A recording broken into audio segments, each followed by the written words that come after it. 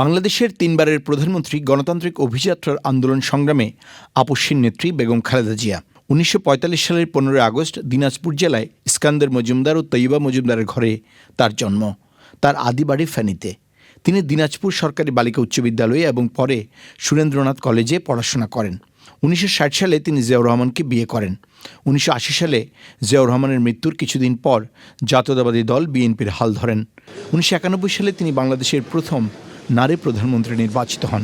এছাড়াও ১৯৯৬-২০০১ সালেও তিনি আরও দুবার প্রধানমন্ত্রী হয়ে দেশ পরিচালনা করেছেন। দেশের দীর্ঘ গণতান্ত্রিক আন্দোলন সংগ্রামে বেগম খালেদা জিয়া জেল, জুলুমসহ গৃহবন্দিত্ব সবই সহ্য করেছেন। দেশের মানুষের কাছে আপসহীন নেত্রী হিসেবে গত বছর তার মৃত্যুর পর তাকে রাজস্বিক চিরবিদায় দেয় বাংলাদেশের মানুষ।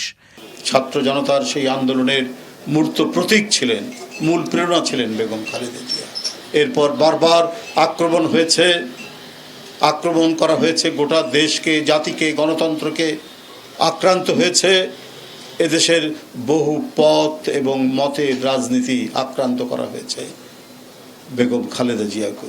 তারপরও বিন্দু মাত্র তাকে বিচলিত করা যায়নি, তার কর্তব্য কর্ম থেকে তাকে বিচ্যুত করা যায়নি।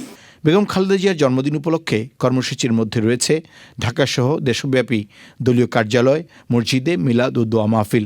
ঢাকায় নয়াপল্টনের বিএনপির কেন্দ্রীয় কার্যালয়ে শনিবার সকাল 11টায় মিলাদ ও দোয়া মাহফিল হবে।